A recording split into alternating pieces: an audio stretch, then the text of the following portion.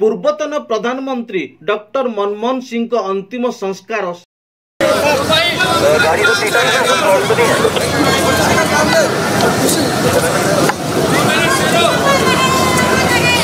कोई प्रॉब्लम नहीं है साहब। ओके रोज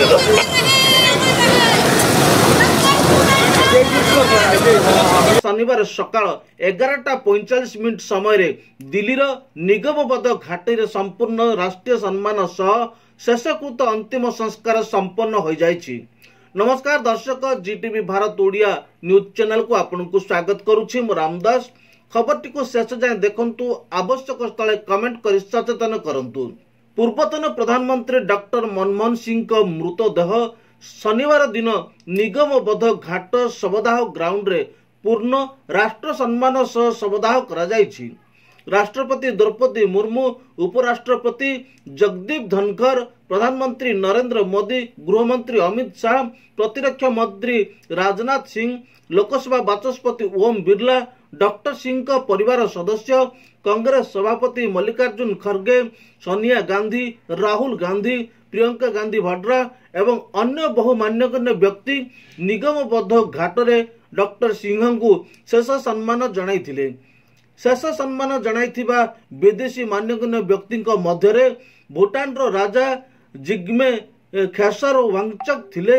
यह पूर्व पूर्वतन प्रधानमंत्री मृतदेह ऑल इंडिया कांग्रेस कमिटी मुख्यालय रे रखा जाइथिला, जोठारे डॉक्टर सिंह पत्नी गुरु शरण कौर एवं परिवार अन्य सदस्य माने विदाय नैथिबा आत्मा को श्रद्धांजलि अर्पण करथिले।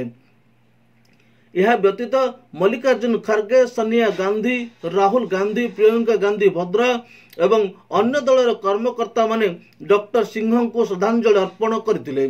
पूर्वतन प्रधानमंत्री डिसेंबर 26 रे 92 वर्ष बयस रे all India institute of medical science रे चिकित्सा पय भर्ती होइथिले एवं चिकित्साधीन अवस्था रे शेष निश्वास त्याग करथिले। शुक्रवार अनुष्ठित कैबिनेट बैठक रे भारत सरकार 7 दिनिया शोकसभा घोषणा करिसंती।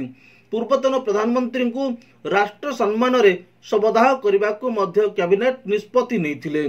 कांग्रेस कार्यालय रु पार्थिव शरीर शव को शनिवार दिन सकाळ एक बड़ शोभा यात्रा रे कांग्रेस भवन रु बाहरी दिल्लीर निगमबोध घाट को यात्रा करथिले।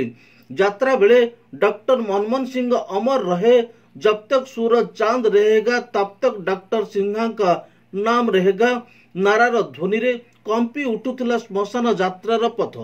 श्मशान घाट रे पहुंचीबा परे सेठारे रीतिनीति प्रकार शव को सजा जाइथिला। शेषरे डॉक्टर सिंह चितारे बड़ झियो उपिंदर सिंह मुखाग्नि देइथिले। जनवरी 1 पर्यंत राष्ट्रीय शोक घोषणा करिसंती। एही समय मध्यरे जातीय पताका सारा देश रे अर्धनमित रहिबार घोषणा मध्य करथिले।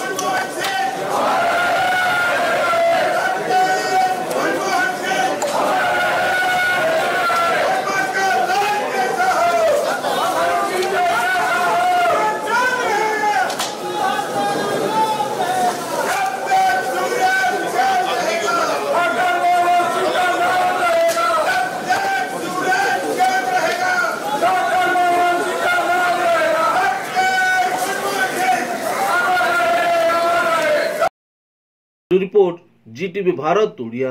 खबरटी को शेष जाए देखिथिबारु आपनको धन्यवाद। पुणी देखा हबो अन्य एक खबर रे, सही समय पर्यंत विदाय नौछि। नमस्कार।